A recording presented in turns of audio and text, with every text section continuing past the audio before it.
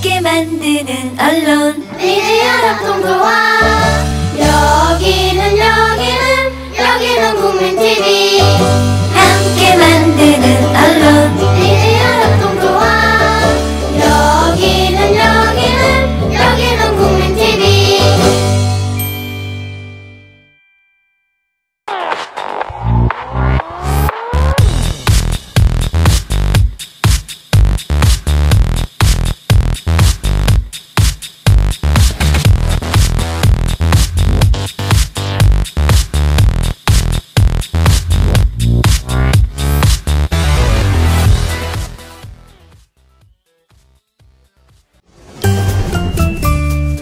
귀로만 듣던 국민TV의 팟캐스트를 이제 보이는 라디오로 시작합니다. 국민TV 광고를 모집합니다. 조합원과 비조합원 여러분, 자신이 속해 있는 기업과 사업체, 그리고 알리고 싶은 모든 것들 다 좋습니다. 광고를 원하시는 분은 신청해주세요. 홈페이지 kukmin.tv, 국민.tv 또는 지역번호 02-3144-0933번으로 연락주세요. 여러분의 많은 참여 바랍니다. 시대의 히어로를 꿈꾸는 막강 변호사들의 솔직담백 토크쇼 로벤져스 제4화 시작하겠습니다. 박수 좀 잘 쳐주세요. 네. 안녕하세요. 로벤져스 진행자 지은혜입니다. 오늘 로벤져스 4화 지금 바로 시작하겠습니다. 세 분 변호사님들 각자 소개부터 할게요. 김지영 변호사님부터 부탁드릴게요. 예, 저는 블랙 위도우 김지영 변호사입니다. 안녕하세요. 저는 헐크 김재식 변호사입니다. 네, 캡틴 코리아 법률사무소 국민생각의 김종호 변호사입니다. 반갑습니다. 네, 저희 제일 로벤져스. 웃긴 것 같아요. 캡틴 코리아. 캡틴 코리아가요? 저는 자꾸만 캡틴 큐라고 나와요. 아니 지난번에 캡틴 저 그냥 큐라고. 캡틴 큐 하면 안 되나요? 큐 하실래요? 생산 중단됐어요. 네, 중단됐다고. 반 정도의 수인데 뭐. 지금 저 사재기 해뒀는데. 네, 세 분 자리 해주셨고요. 저희 이제 4화 바로 시작할게요. 오늘은 상가 건물 임대차 보호법에 관해서 궁금했던 얘기들 풀어주시는 시간을 갖도록 하겠습니다. 오늘 진행 맡아주실 분, 헐크지만 소시민에게 따뜻한 남자. 네. 인정하세요? 네. 김재식 변호사님이십니다. 네. 예, 안녕하세요. 네. 오늘 주제는 권리금 그것을 알려주마. 네. 이런 타이틀로 한번 시작해볼까 합니다. 예능 스타일 되셨네요. 권리금이라는 말을 잘 모르시잖아요. 잘 아세요, 우리 은혜 씨는? 저는 오늘 할 말 되게 많은데 전 장사를 오래 했어서요. 권리금 하면 진짜 피가 맺힌 사람이에요. 그 권리금이 지금까지는 어떤 법률에도 규정된 바가 없었는데 올해 5월에 상가 건물 임대차 보호법이라는 법에 들어와서 그동안 임차인들이 임대인들한테 그 권리금 떼이고 그 쫓겨나는 경우가 많으셨잖아요. 그것을 많은 막고. 경우요. 네. 그렇군요. 오늘 한풀이 한번 해보시죠. 네. 여기 휴지 좀 갖다 주세요. 눈물이 나서. 어떻게 하면 권리금을 보호받을 수가 있고 또 어떤 경우에 권리금을 받지 못하게 되는지 이런 내용들이 오늘 주제가 될 것 같아요. 그리고 과연 이렇게 바뀐 법률이 임차인을 보호하고 또 임대인의 소유권과도 조화를 이루는 그런 법률이 된 것인지 이런 것들을 오늘 논의하는 자리가 될 것 같아요. 네. 그래서 우선 이제 그 시청자분들께서 잘 모르실 수가 있어서 간단히 뉴스 화면을 국민K의 뉴스K죠. 뉴스K의 뉴스 화면 간단히 보고 진행하도록 하겠습니다. 네. 인구 30%가 자영업자입니다. 그 가족들까지 치면은 인구 5천만, 2천만이 자영업자 일로 생계를 이어가는 민생 주체입니다. 민생 경제 주체. 상가 임대차 보호법은 영세 세입자인 상인들을 보호하기 위해 지난 2002년에 만들어졌습니다. 하지만 이 법은 건물주가 세입자를 내보낼 때 권리금을 보장할 의무를 규정하지 않고 있기 때문에 이미 권리금을 내고 들어온 세입자가 손해를 보더라도 구제를 받을 길이 없었습니다. 건물주가 손님 많은 가게를 권리금 없이 빼앗는 일도 다반사였습니다. 이와 같은 지적이 이어지자 정부는 지난 9월 상가 권리금의 법제화를 골자로 하는 상가건물 임대차 보호법 개정안을 마련했고 지난 금요일 새누리당 김진태 의원이 거의 같은 내용의 개정안을 발의했습니다. 개정안은 관습적으로 세입자들 사이에 주고받던 권리금을 법제화하고 기존 세입자가 다음 세입자에게 권리금을 받을 수 있도록 건물주의 협력을 의무화했습니다. 하지만 상가 세입자들은 이 개정안이 엄발의 오줌 누기식이라며 나아가 개정 전보다 오히려 후퇴했다고까지 주장합니다. 제정 당시부터 독소 조항으로 지목돼 왔지만 이번 개정안에서도 폐기되지 않은 환산보증금이라는 개념 때문입니다. 환산보증금은 법에 규정된 임차 보증금 기준액으로 이 기준 미만의 임차 계약에만 임대차 보호법이 적용됩니다. 영세 세입자를 우선 보호한다는 취지입니다. 환산보증금은 월 임차료의 100배에 보증금을 더한 금액으로 산정합니다. 서울 지역은 환산보증금이 4억 미만인 계약만 임대차 보호법의 보호를 받을 수 있습니다.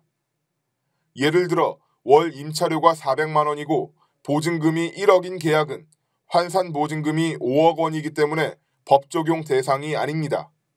상가 세입자들은 아무리 보호장치를 강화해도 적용 대상이 적어 무용지물이라고 지적합니다.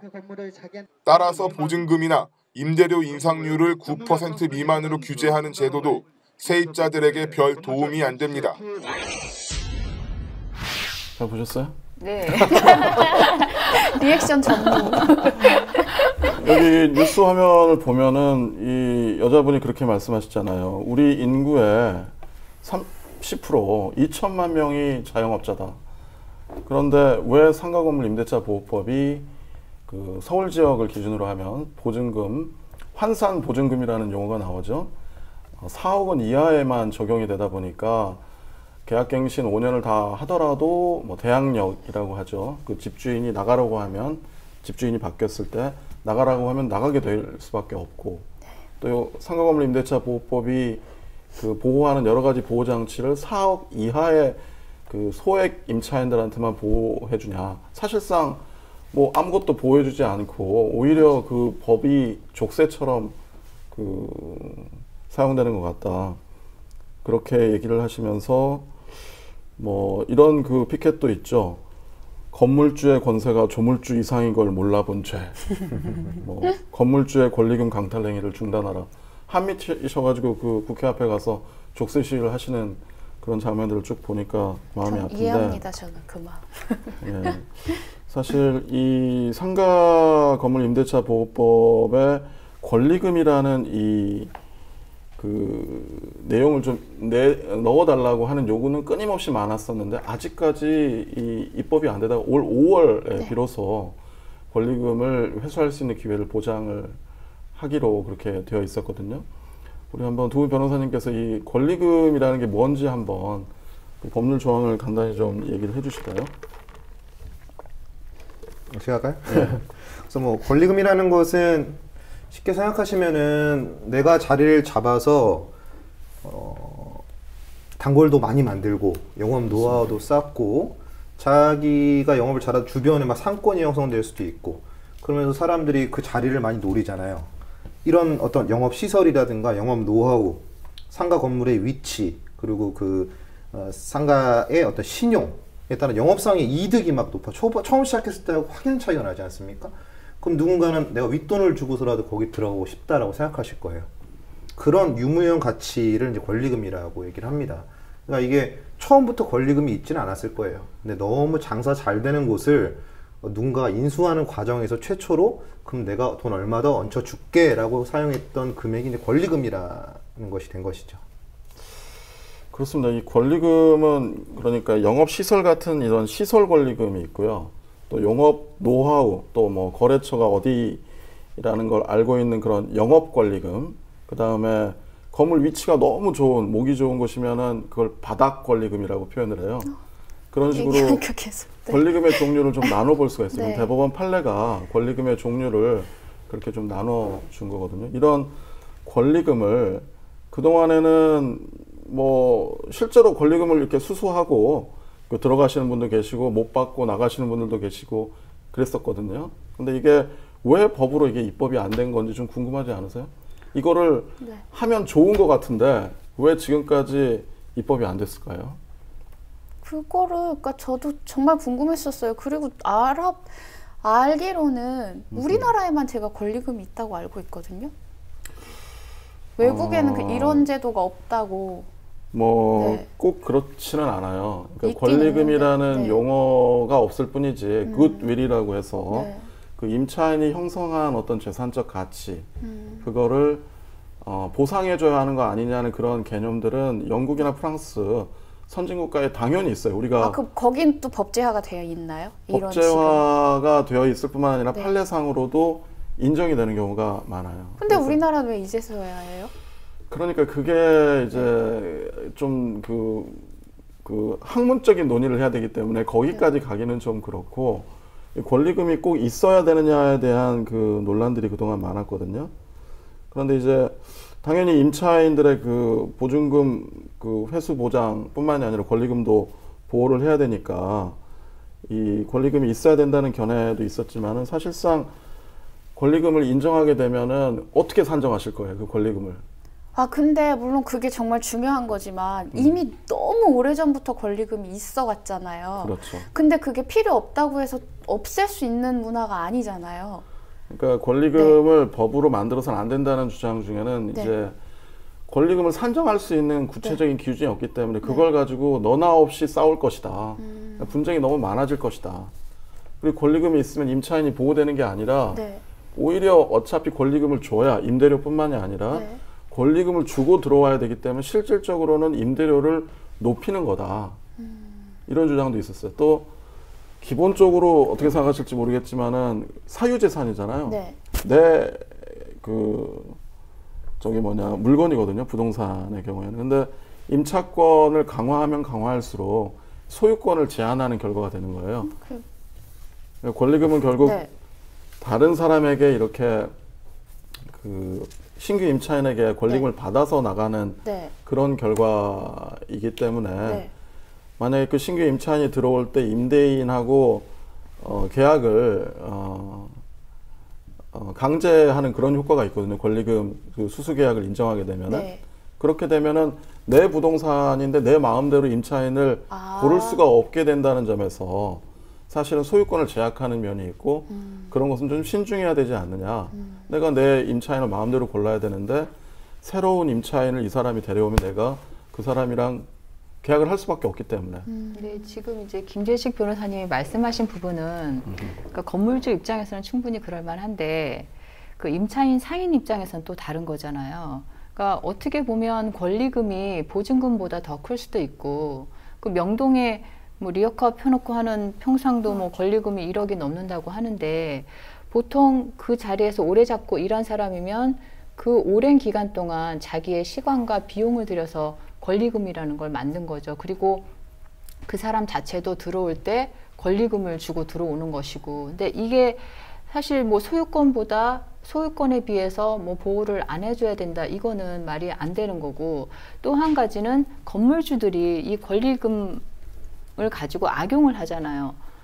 그러니까 내가 어떤 상권에 들어갔는데 내가 들어갔을 때는 진짜 손님도 없고 그 건물에 장사도 안 되는 곳이었어요. 근데 내가 영업 노하우도 너무 좋고 막 그 건물도 너무너무 아기자기하게 꾸며서 이제 점점점 손님이 많아진 거예요.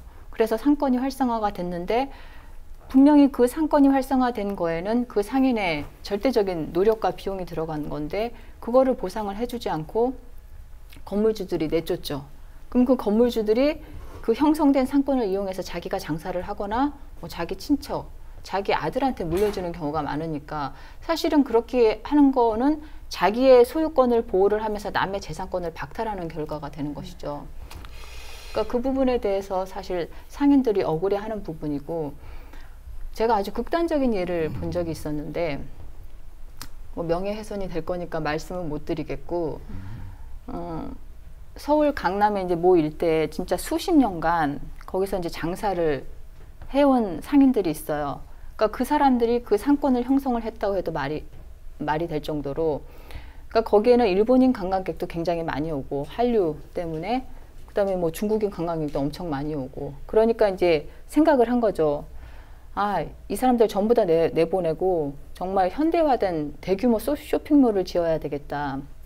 근데 이 사람들을 한꺼번에 다 갱신도 안 하고 재계약 안 하고 내보내려고 하면 자기네들 뭐 기업 이미지도 떨어지고 할 것 같으니까 그러니까 한 이 정도 굉장히 두꺼운 서류를 각 상인한테 사인을 받아요.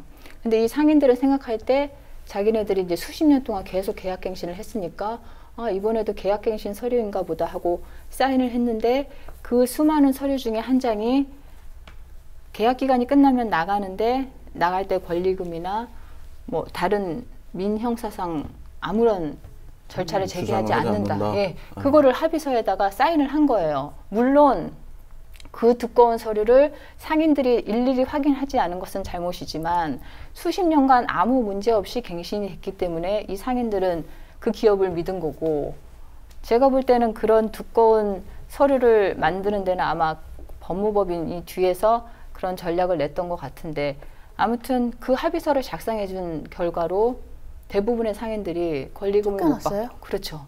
맨몸으로 쫓겨났다고 할 수가 있었죠. 근데 그거 너무 의도 있는 거잖아요. 그러니까 이제 그거는 사안별로 네. 뭐 소송에서 다뤄야 하겠지만 일단 합의서에 민형사상 책임을 지지 않는다.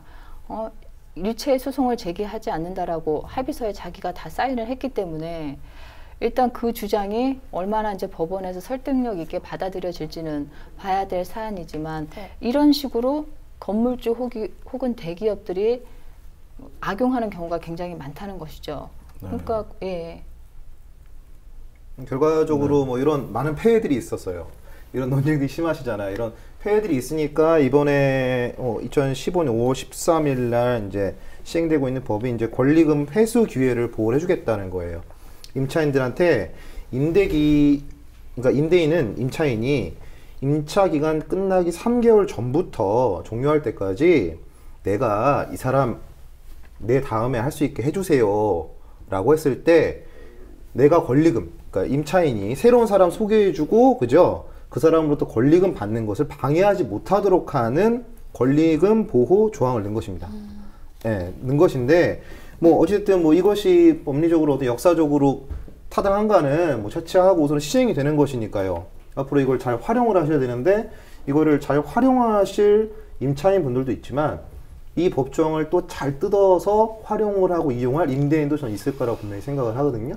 그런 부분을 좀 아시는 것으로 우리 방송 포인트가 잡히면 되게 좋을 것 같습니다. 좀 법 얘기가 나왔으니까 대표적으로 그러면 그동안에 임대인들이 어떻게 그 임차인들을 강탈해 왔는지 법에 쓰여 있어요. 그래서 그거를 하지 못하도록 지금 4가지 유형을 이렇게 그 규정을 해놨거든요. 그게 뭔지를 하나씩 좀 따져볼게요. 그 10조 1항 1호 내지 4호에 이제 규정이 되어 있는데, 첫 번째는 그 새로 임차인이 되려는 사람에게 그 자기가 권리금을 요구하는 거, 이거 지금까지 많이 하던 거잖아요. 그거 못 하고요. 또 그 임차인이 늘 이렇게 주선해 왔는데 그 사람한테 이제 권리금을 수수하는 그런 행위들. 너무 흔하게 본 일이라 그런 걸 많이 너무 많이 봐서. 그러니까 예. 자기가 그 사람한테 요구를 할 뿐만이 아니라 그 사람한테 또 받기까지 하는 그런 그 행위는 못 해요. 이분들 잘 사시는지 궁금하네요. 그리고 또 지금까지 했던 일 중에 임대인의 가장 그 약탈적 행위 중에 못하는 행위가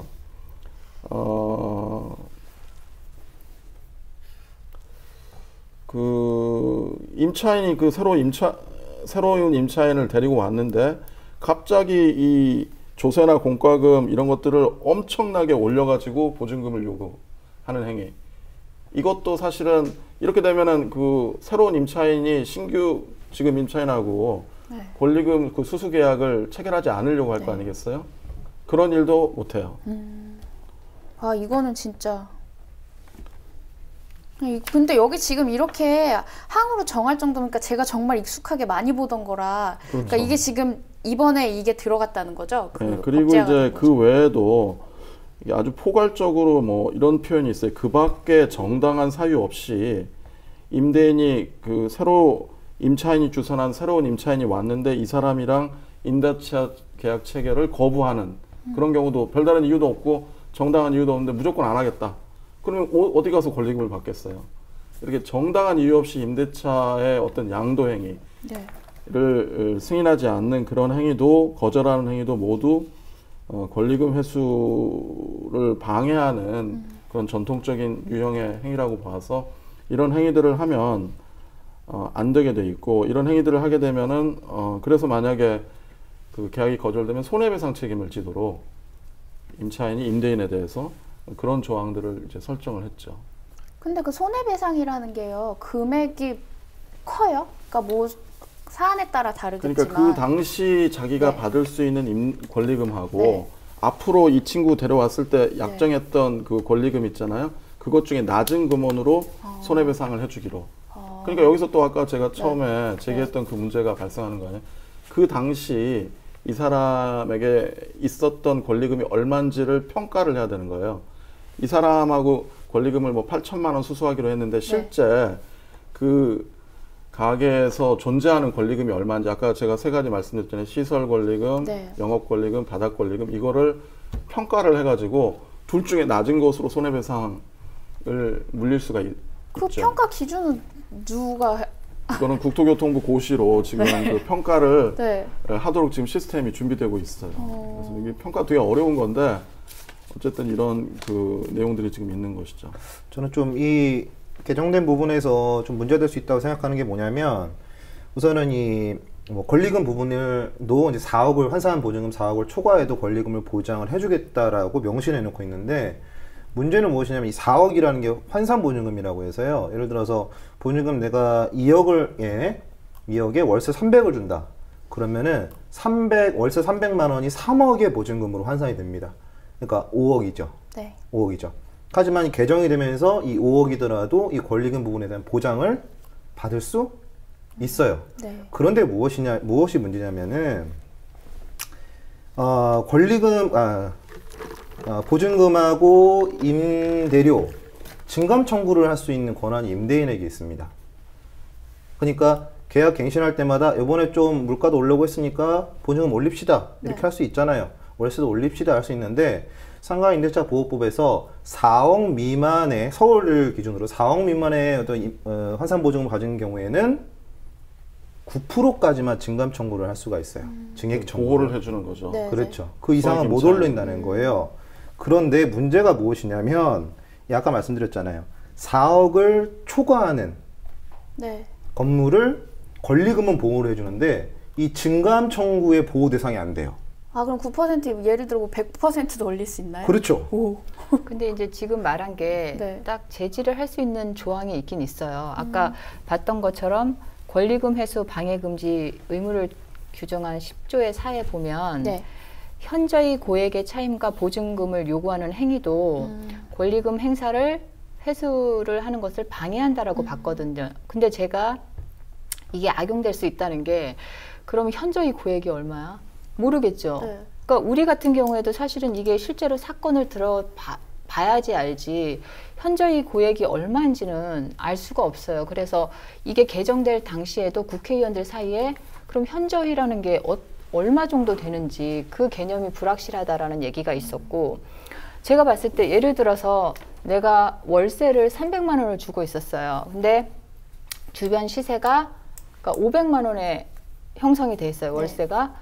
근데 집주인이 나는 한 600, 700 받을 거야. 그러면 그게 현저히 고액이라고 할 수 있는지 그러면 당연히 안 되겠죠. 그러니까 당연히 임차인이 새로 임차인 데려와서 계약을 시키려고 해도 저 사람은 700 낼 능력이 안 돼.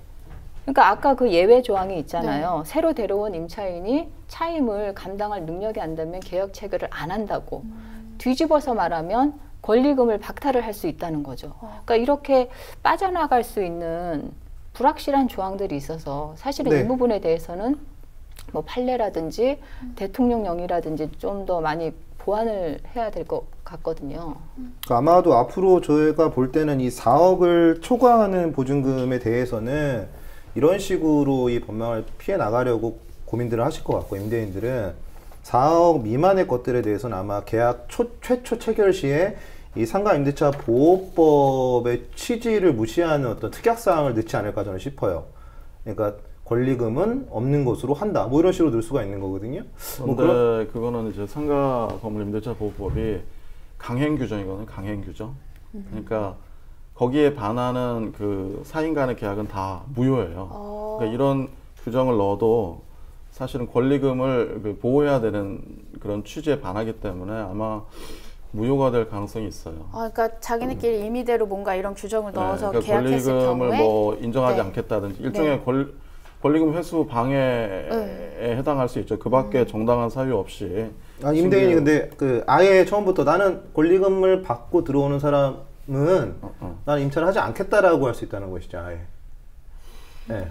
왜냐하면은 기존에 권리금이 있는 점포로 들어가는 경우는 비어 있는 점포로 들어갈 수도 있잖아요. 그죠? 그 부분에 대해서는 그거는 이제 사람들이 되게 문제가 오해하는 될 수 있다고 건데 생각하는데요. 대부분의 사람들이 오해하고 있는 것 중에 이런 게 있어요. 그러니까 권리금을 임대인한테 받아야 되는 거 아니냐. 내가 뭐 예를 들어서 1억을 주고 갔으면 나올 때 1억을 임대인한테 받아야 되는 거 아니냐.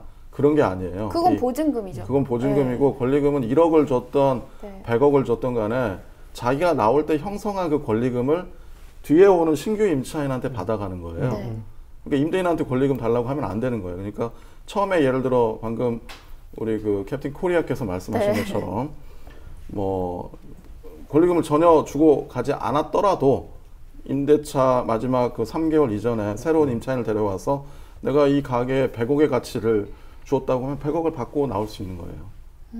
그러니까 이게 잘하면 좋은데 이 권리금이 양날의 칼인 거예요. 자기가 100억을 주었는데 나올 때 보니까 이게 완전히 망해가지고 권리금의 형성 시세, 아까 지금 평가를 한다고 그랬잖아요. 시설, 바닥, 영업 권리금을 5억도 안 된다 그러면 5억을 받고 나올 수밖에 없는 거예요. 뒤에 있는 사람한테. 그러니까 장사가 잘 되는 그 임차인을 보호하는 것은 맞는데 장사가 잘 안 되는 임차인 이런 경우는 나중에 괜히 권리금만 주고 들어갔는데 나올 때 이 돈을 다 회수하지 못하고 나올 수도 있는 그런 면이 있는 거예요. 그래서 우리 아까 뉴스에서 보시다시피 이게 과연 우리가 임차인을 보호한다고 지금 법을 만들었는데 뭐 경기가 좋아서 전부 잘 되면 좋겠죠? 근데 경기가 확 나빠져가지고 전체적으로 자기가 투여했던 그 권리금을 받지도 못하고 나오는 근데 그런 사태가 있을 수 있어요. 모든 영역을 법이 다 보호해 줄 수 없는 거고 사실은 권리금이라는 것도 이 사람이 일종의 투자를 한 거잖아요. 그러면 투자를 하게 되면 아주 기본적인 원칙은 내가 리스크를 부담하고 수익도 내가 갖는다는 거고 맞습니다. 자기가 들어갈 때 경제 상황이 좋았고 근데 그 이후에 경제 상황이 안 좋아져서 내가 투자 원금을 손실 본다고 하더라도 그거는 그것까지 법으로 보호해 줄 수는 없는 거죠. 그러니까 여기서도 임차인이 계약 종료 3개월 전부터 계약 종료일까지 데리고 와야 되는 겁니다. 계약 종료 지났는 다음에 이 사람 해주세요 라고는 할 수 없는 것이죠. 예를 들어요. 그러니까 정말 자기가 뭐 1억을 주고 거기 들어갔는데 장사도 제대로 못하고 자기가 그 권리를 그 1억 권리만큼의 그걸 못 지키고 나왔어요. 그러니까 장사가 너무 안 되고 그래서 다음 들어올 사람은 3개월 안에 못 구했어요. 그건 뭐 어쩔 수 없는 그럼 그냥 나와야 되는 거예요. 뭐 아무 보호도 없이. 그리고 계약 조심해야 되는 게 갱신 내라면 계속 갱신을 하면 되는 거죠. 우리가 지금 그걸 10년으로 늘려야 된다는 논의가 있는데 현재 상가건물 임대차 보호법은 갱신 요구를 계속해서 5년까지만 갱신할 수가 있잖아요. 그러니까 5년까지는 지켜주는 거죠. 그렇죠. 그냥 계속 2년 계약하고 보통 1년 계약하고 이런 식으로 상가들 하잖아요. 만약에 권리금이 별로 없다 그러면 결국에는 갱신할 수밖에 없어요. 임차인 입장에서는. 그래서 5년을 채우고 5년째 되는 해에 잘 돼가지고 권리금을 챙기고 나올 수밖에 없는 거죠. 근데 이런 경우는 어떻게 돼요? 그러니까 그 사람한테, 그러니까 그 사람 그래서 이렇게 계약을 1년을 연장해줬어요. 건물주가 연장을 해줬는데 이 사람이 장사가 안 된다는 이유로 가게를 비웠어요. 비우고 그냥 계속 갱신만 하는 거예요. 그러니까 그런 경우가 저도 있었거든요. 그러니까 그런 경우에는 어떻게 돼요? 그럼 지금 그 법 규정이 있는데요. 이거는 그 비영리인 상태로 1년 6개월 이상 유지를 하면은 그러니까 이제 임대료를 받지 않는 상태로 유지가 되거나 임대인이 한 경우에는 이 권리금을 보호를 안 해주는데 지금 같은 경우에는 돈을 낸다는 거 아니에요? 월세를 비영리가 내면서. 아니죠. 그럼 유지를 하고 있는 거랑 똑같습니다. 근데 그 건물 값어치가 계속 떨어지고 있어도 그거는 전혀 상관이 없나요? 아니 지금 그 임차인이 돈을 계속 안 내고 있다는 거예요? 아니 임차인이 월세는 내는데요. 그 매장을 비워서 그러니까 예를 들면 이런 거죠. 되게 큰 쇼핑몰이 있어요. 근데 거기 백화점에 한 칸이 없는 거예요. 아주 좋은 몫인데. 그런 경우가 생기면 그 건물 전체 이미지가 하락하잖아요. 근데 그걸 가지고 뭐라 할 수 없는 그런 거예요? 그래서 사실은 이 네. 권리금 보호에서 대규모 점포 권리금 보호는 제외가 됐습니다. 네? 네, 제외가 되어 있고요. 그래서 아니 그런 게 어딨어요? 네. 이게 좀 문제가 지금 지적이 되고 있어요. 왜냐면은 대형 마트나 백화점의 경우 사실 이 영업 시설, 영업 노하 이런 게 사실 임대인에 의해서 좌지우지 되는 경우가 많이 있어요. 그러니까 임차인의 개인적인 어떤 유무형의 가치까지 보호할 필요는 없다라고 해서 제외를 시켰는데 문제는 무엇이냐면 여기에 재래시장이 들어갑니다. 전통시장. 전통시장이 지금 들어가요. 대규모 점포하고 준규모 점포가 다 들어가기 때문에 아니 재래시장은 화날라 그래.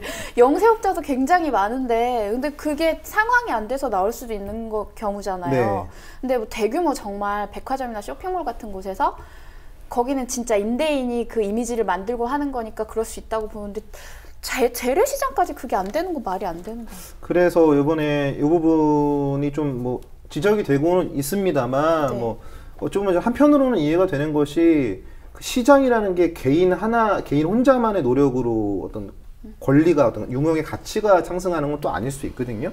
뭐 그런 어떤 고려 차원에서 아니면은 절충 차원에서 그렇게 됐을 수는 있다고는 보지만 뭐 말씀하신 것처럼 어느 정도 변화와 이 부분에 대해서 고민은 좀 필요한 부분인 것 같아요. 이게 근본적으로는 아까로 돌아가는 거예요. 결국에는 그 소유권하고 이런 그 영업에 따른 어떤 그 가치 이런 것들을 조화롭게 이제 법이 규율을 해야 되는 거거든요. 한쪽을 너무 원사이드하게 손을 들어주면 항상 문제가 생겨요. 만약에 대규모 점포나 전통시장의 권리금 이거 다 인정해준다 치면은 제가 보기에 변호사들 두 손 들고 환영할 그런 일들이 엄청나게 많이 벌어질 거예요. 근데 이거 저는 항상 생각하는 게 보호법이잖아요. 그러니까 그동안 그 건물주들한테 당한 사람들이 너무 많기 때문에 그런 걸 보호해 주려고 만든 법이 보호법이잖아요. 예를 맞아요. 들면 여성이 약자잖아요.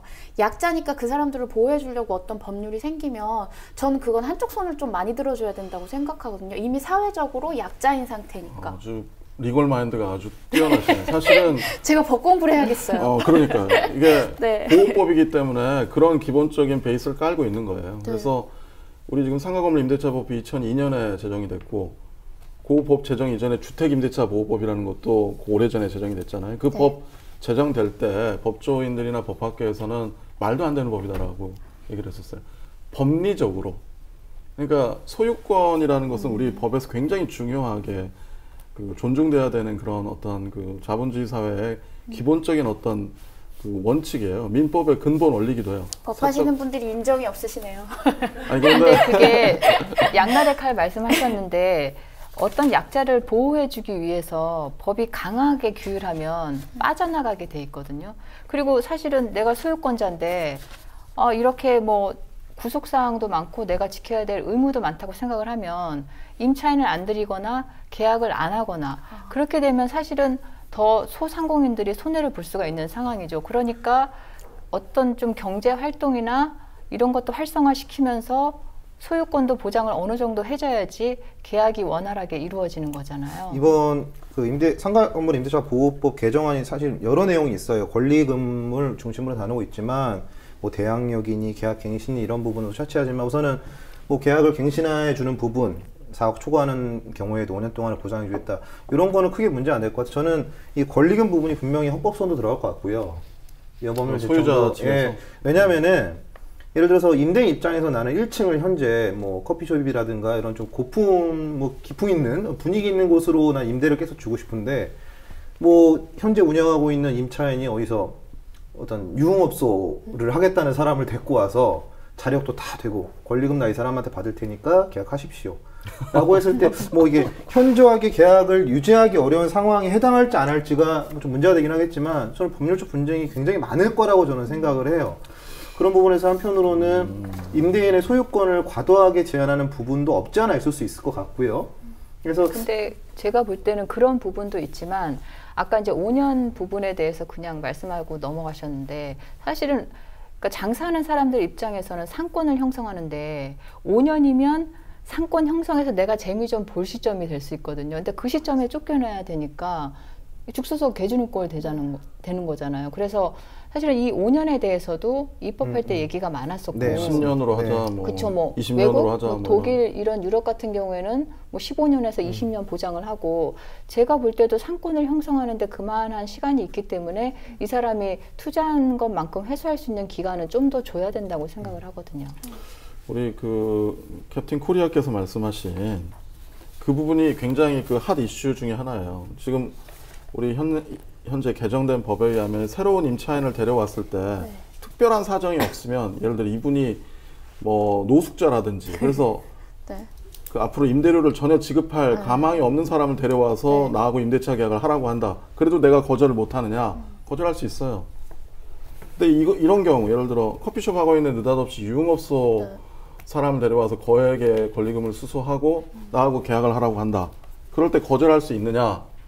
이런 부분이 지금 법에는 아까 이렇게 돼 있다는 거예요. 그러니까 그 밖에 정당한 사유 없이 그 임대인이 임차인이 주선한 신규 임차인이 되려는 자와 임대차 계약의 체결을 거절하는 행위. 그러니까 이게 정당한 이유가 있느냐가 지금 애매하게 된 거예요. 정당한 사유. 정당한 사유가 있느냐. 제가 보기에 이런 경우는 정당한 사유가 있는 거예요. 누가 자기 집에 유흥업소를 드리고 싶겠어요. 처음에 되게 예쁘고 좋은 커피숍 하다가 갑자기 그런 거 하면 실제로. 그런데 이제 이런 거는 분명한데 분쟁이 발생할 수 있다는 거죠. 이런 건 분명한데 그 외에 다른 분쟁이 엄청나게 미국에도 많이 분쟁이. 그럼 뭐 발생하고 있고. 유흥업소는 아니다고 치더라도 뭐 커피숍을 하는데 커피숍은 문방구가 들어온다. 뭐 이런 건 어떠냐? 네. 아, 그런 경우 있어요. 그리고 한 건물에 예를 들어 2층에 옷가게가 있어요. 근데 1층에서 원래는 뭐 커피숍을 하다가 갑자기 1층에서 사람을 데려왔는데 이 사람이 또 옷가게를 하겠대요. 같은 업종을 네, 하겠다. 같은 업종. 그런 경우는 또 분명하지 않은 거 아니에요? 그건 그냥 그것도 이제 네. 논란이 될 수 있는데, 그래서 항상 이제 앞으로 문제가 많이 될 거예요. 그거는 이제 상가의 업종 제한 규정을 상가 규약으로 다 적혀 있어요. 상가는 업종이 겹치면은 아무래도 상권이 서로 네. 겹치니까 업종을 이렇게 구별하기로 다 서로 규약을 맺었거든요. 근데 그것도 사실은 이런 그 권리금 수수와 관련한 권리금 방해 행위라고 볼 여지도 있거든요. 만약에 똑같은 업종이 들어오는데 그런 그 규약을 이유로 그 새로운 그 임대차 계약의 체결을 임대인이 거부한다.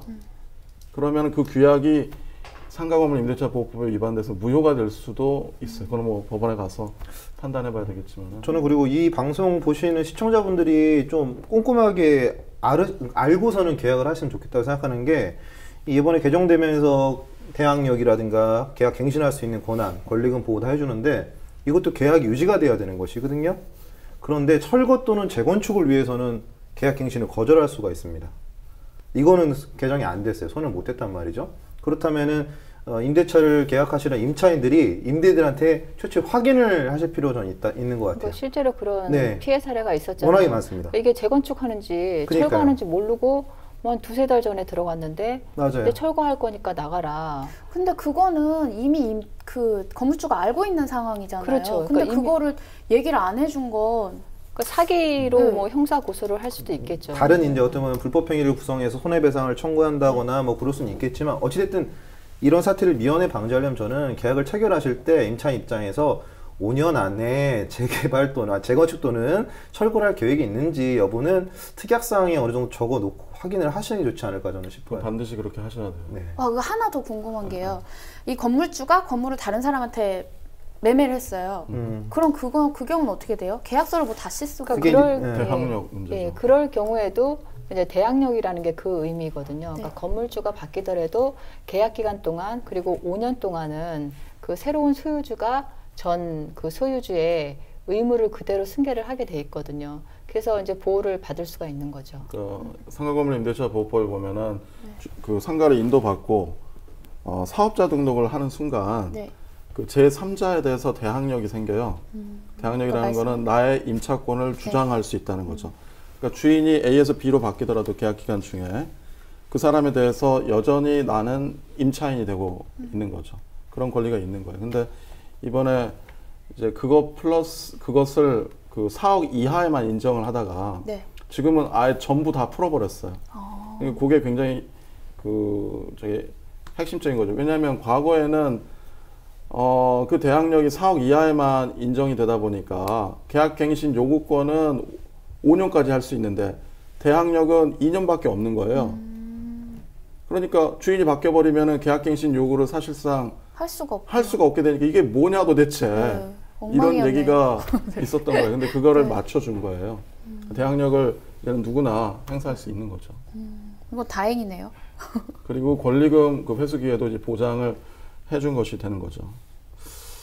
그리고 요새 왜 홍대에서도 일 되게 많았고 그렇죠. 그 건축 좀 전에 말씀하셨잖아요. 재건축으로 다 쫓아내고 그런 건 아예 보호를 전혀 못 받아요. 그러니까 사기죄 아까 말씀하신 거 말고는 재건축하니까 너 나가 이렇게 해서 권리금 하나도 못 받고 예를 들어 3개월 전에 정말 들어왔는데 인테리어 다 하고 다 자기 걸로 만들어놨는데 이제 장사 시작하려고 하는데 재건축할 거니까 나가세요 하면 그냥 아무것도 없이 나와야 돼요? 제가 판단할 때는 손해배상을 받을 수 있을 것 같아요. 불법행위를 구성하는 걸로 보거든요. 판단하기요. 근데 만약에 갑자기 건물이 안전성이 문제가 생겼다. 그러니까 임대인이 예측할 수 없는 상황에서 계약을 했던 것이라면 아마 책임을 묻기가 어려울 것이고요. 재건축을 이미 계획하고 있는 상황에서 임차인이 들어왔는데 뭐 수천만 원을 들여서 인테리어까지 다 하는 상황. 그러니까 예, 그런 경우에는 충분히 손해배상을 청구할 수 있을 것이라고 판단합니다. 이론상으로는 그런데 사실은 손해배상 청구를 들어가면 법원에서 내가 손해본 권리금을 다 인정을 하느냐 그게 아니거든요. 그러니까 서로 이제 뭐 과실이 어느 정도 되느냐.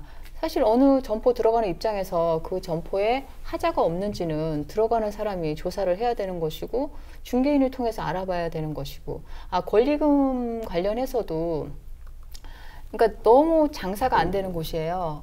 근데 이제 이거를 누군가한테 떠넘기고 자기는 나가야 되니까 사람이 보러 왔을 때 손님을 막 동원을 해가지고 엄청 장사가 잘 되는 것처럼 해서 그렇게 권리금 사기를 해서 계약을 하는 경우도 있거든요.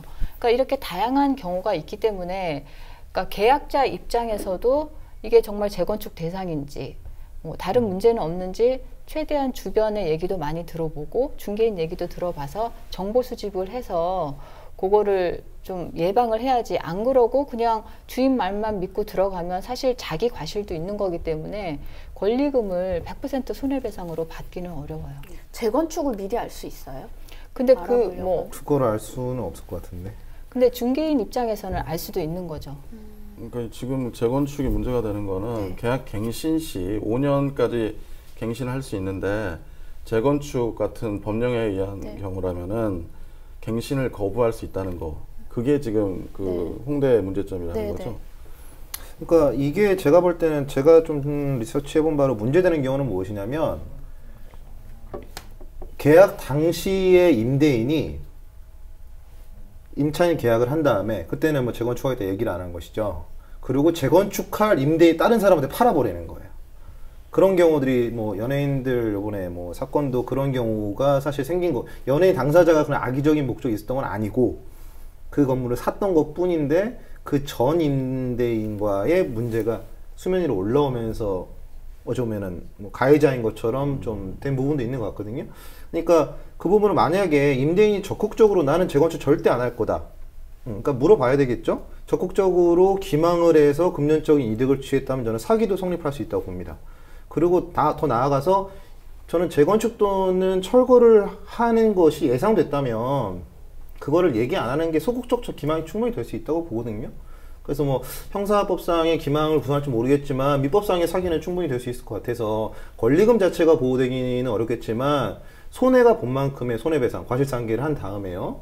그 부분에 대해서는 보상을 받을 수 있을 것 같은데 어쨌든 뭐 그거 자체가 문제죠. 민형사상으로 그런 경우에는 구제 수단이 있기 때문에 다만 이제 거기서 계속 그 재건축을 하기 때문에 이제 자기가 그 영업을 하지 못한다는 그런 불편함이 있을 뿐인 것이고 금전적인 배상은 가능할 것 같아요.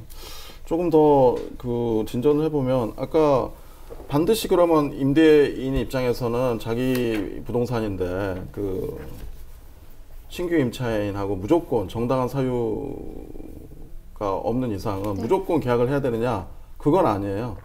지금 법에도 그 정당한 사유로 임대차의 양도를 거절할 수 있는 그런 경우를 이제 규정을 해놨거든요. 근데 그 중에 지금 계속 논란이 되고 있는 것 중에 하나가 임대차 그 목적물인 상가 건물을 내가 어떤 그 임차인이 왔는데 1년 6개월 이상 비영리 목적으로 사용하겠다. 네. 이렇게 얘기하면 그 사람이랑 계약 안 하고 네.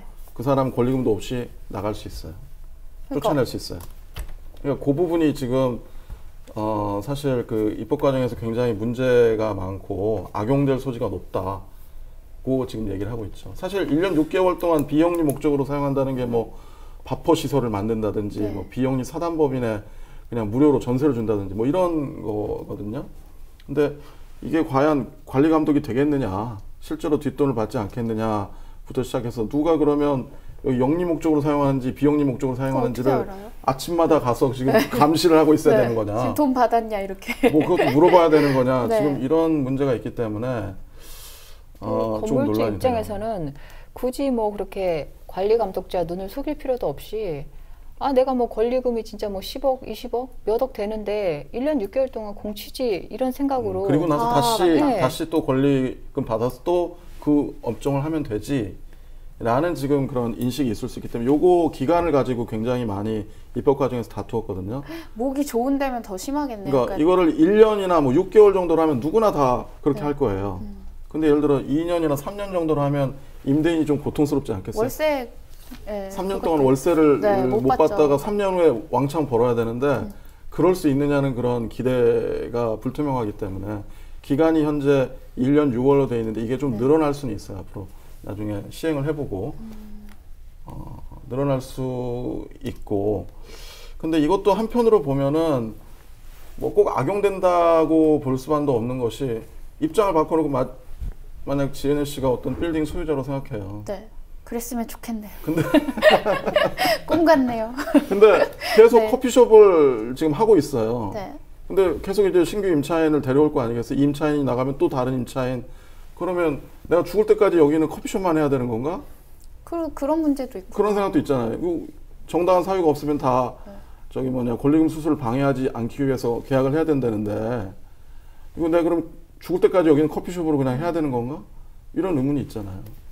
진짜 실질적으로 진실이 비영리로 유지할 정도로 그 권리금이 큰 어떤 대상이 많지 않을 거라고 저는 생각이 들어요. 예를 들어서 뭐 강남 같은데 뭐 한 1,000만 원 하나요? 그러니까 월세 말씀하시는 월세를 거죠. 말씀해요. 월세 네. 1,000만 원 훌쩍 넘어가는 데 그러니까 많아요. 1,000만 원이면은 네. 임대인은 1년 6개월이면 18개월이니까 1억 8천만 원을 포기를 해야 된다는 얘기예요. 근데 그건 잘 나가는 동네 얘기고. 그죠?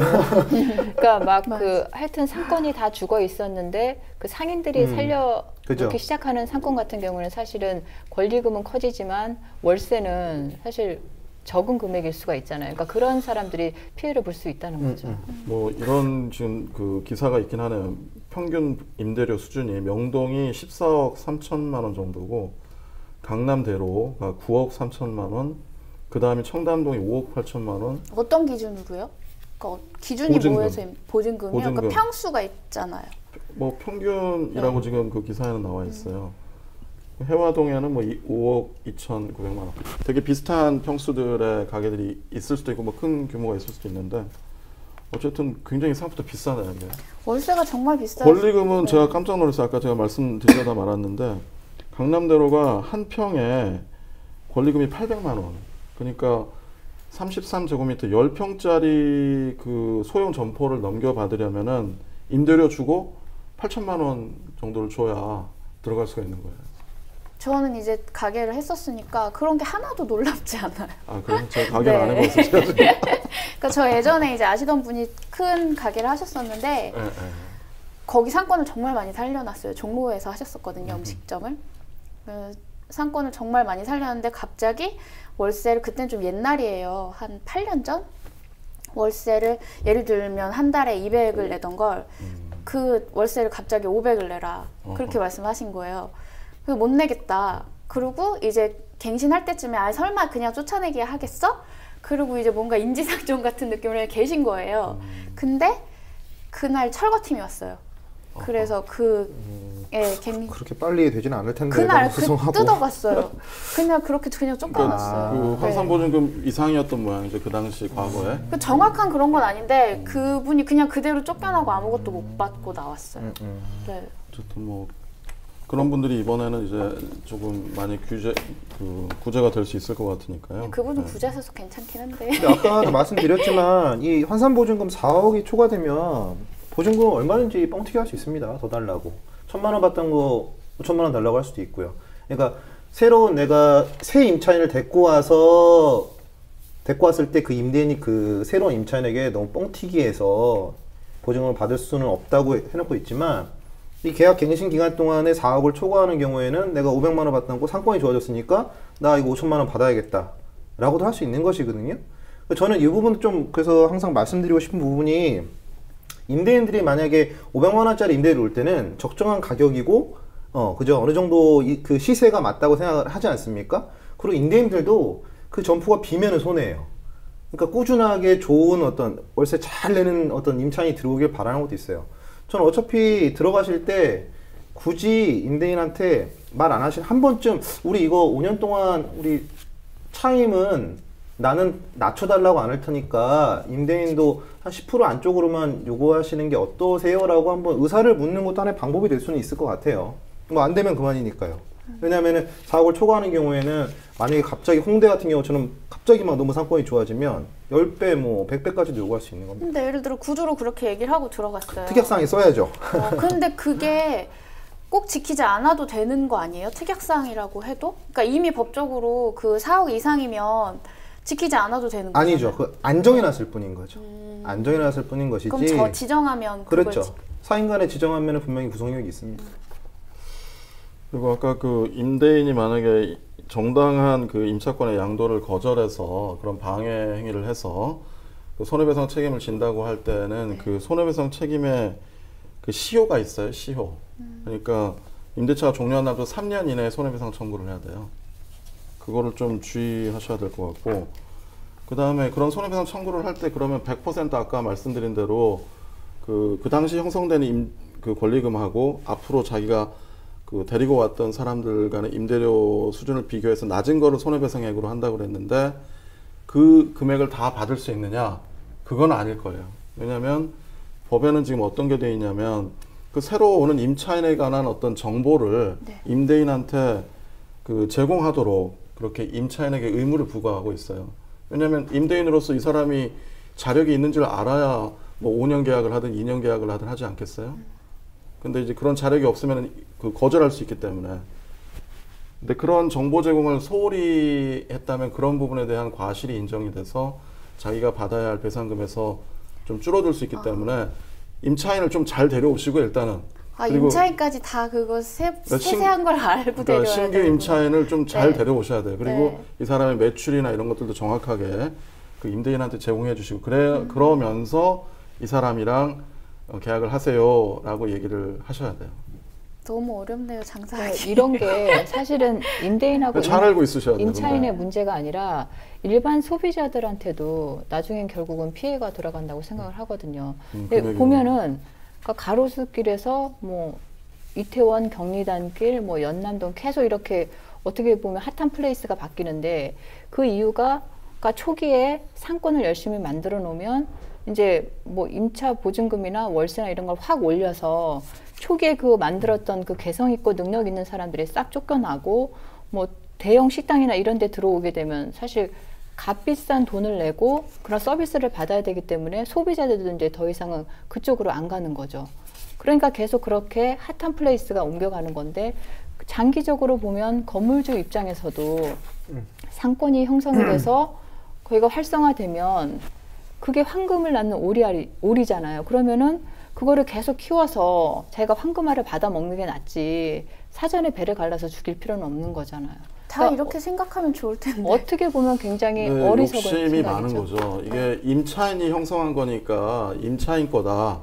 이런 생각이 있어야 되거든요. 근데 사람들이 욕심이 많으니까 그게 자기 거라고 생각하는 거죠. 내 거다. 근데 이제 이 법은 사실은 그런 점에서는 어떻게 보면 혁명적인 거예요. 그러니까 지금까지는 그런 게 임대인 거라고 생각하는 문화도 있었고 그거를 어쩔 수 없다고 생각하는 임차인들도 있었잖아요.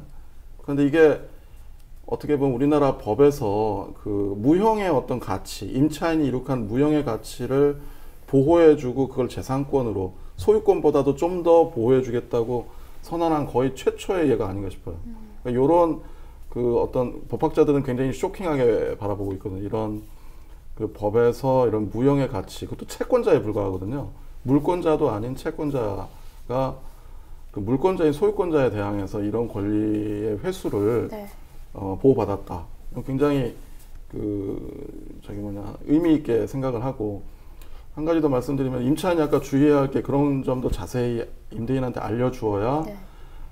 권리금을 보호받을 수 있다고 얘기를 드렸고, 또 손해배상 책임도 받을 수 있다고 드렸는데, 또 하나 주의하실 게 방해 행위를 할 수가 있어요. 그러니까 권리금 수수를 하지 못하더라도 야, 네가 데려온 애들이랑은 앞으로 저기 계약을 안 하겠다고 할 수 있는 사유들이 또 굉장히 많아요. 그러니까 예를 들어 임차인이 조금 간단히 해주셔야 될 것 같아요. 저희 지금 한 5분 남았거든요. 임차인이 뭐 네. 3기 이상의 그 월세를 연체한다든지 뭐 집안에 있는 물건을 고의로 중대하게 파손하고 있다든지 동의 없이 막 전대하고 있다든지 이럴 경우에도 뭐 당연히 이 데려온 사람이랑 계약을 안 할 수 있어요. 그러니까 자기가 할 도리는 다 하고 네. 또 정보도 다 제공하고 그 다음에 권리금의 회수를 보장받으라, 이런 취지인 거죠. 내용상으로. 조금 아쉬운 게 5년이 아니고 10년 정도였으면 얼마나 좋았을까. 그러니까요. 네. 그러면 좋았을 텐데. 네.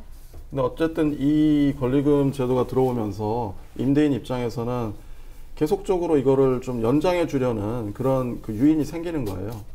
권리금이 계속 뭐 이렇게 수수되고 이러고 쓸데없이 그 자기가 싫어하는 사람이랑 계속 계약을 5년마다 해야 되고 이런 네. 것들이 너무 번거로울 수 있기 때문에 장기적으로는 임대차 기간이 좀 늘어나는 그런 효과도 기대한다고 하네요.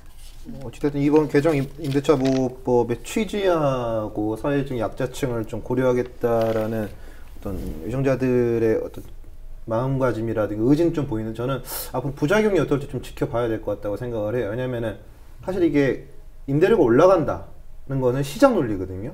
그죠? 나는 더 비싼 돈을 들어갈게 라고 하는 시장 논리인데, 이거를 법으로 우선 누르겠다는 것이죠. 일종의. 근데 뭐 그것의 입법 취지가 강력하기 때문에 우선은 개정이 될 수 있었고 국회를 통과했지만, 전 이 부분에 대해서 앞으로 분명히 과도기적인 기간이 필요할 것이고 분명히 부작용도 발생할 것이고, 그걸 얼마나 연착륙시키는데 연착륙시킬 수 있는지가 관건이 되지 않을까라고 생각을 합니다. 그러니까 이게 법이 만능 해결사는 아니고, 제가 볼 때는 법이 어느 면에서는 사회적인 합의를 도출할 수 있는 그런 선구자적 역할을 해야 된다고 생각을 하거든요. 물론 상가임대차 보호법이 위헌 소지도 있고 앞으로 운영할 때 문제는 많겠지만, 이게 그냥 내 소유권의 문제가 아니라 상생할 수 있는 그런 기반을 만들 수 있는 제도라는 합의가 점점점 많아졌으면 좋겠어요. 네, 맞습니다. 저도 끝으로 뭐 자연스럽게 정리를 하면 네.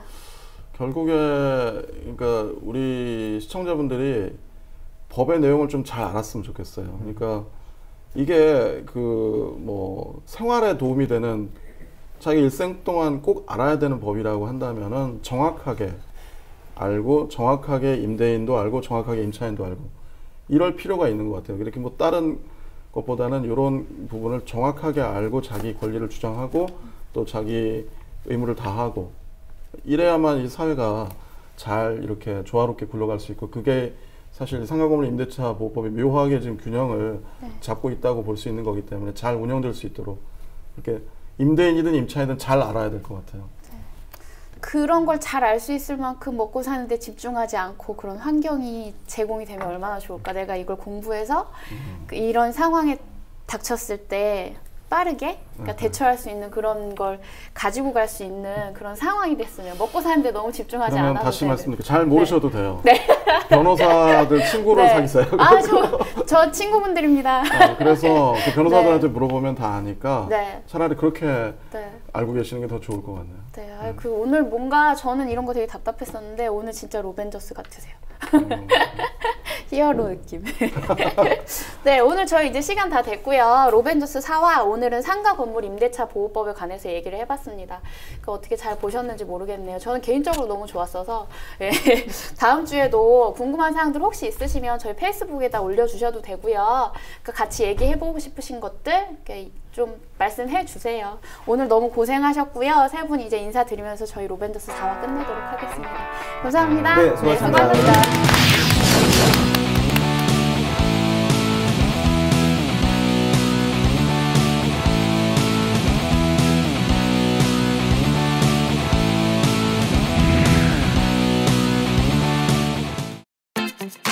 국민TV, 국민라디오 그리고 뉴스케이를 응원하시는 분들, 미디어협동조합 조합원 가입으로 힘을 실어주십시오. 그리고 기존 조합원 분들은 월조합비 납부 신청을 해주시면 감사하겠습니다. 조합원 가입과 월조합비 납부 신청 문의는 홈페이지 국민.tv 또는 서울전화 3144-7737로 연락주시면 됩니다.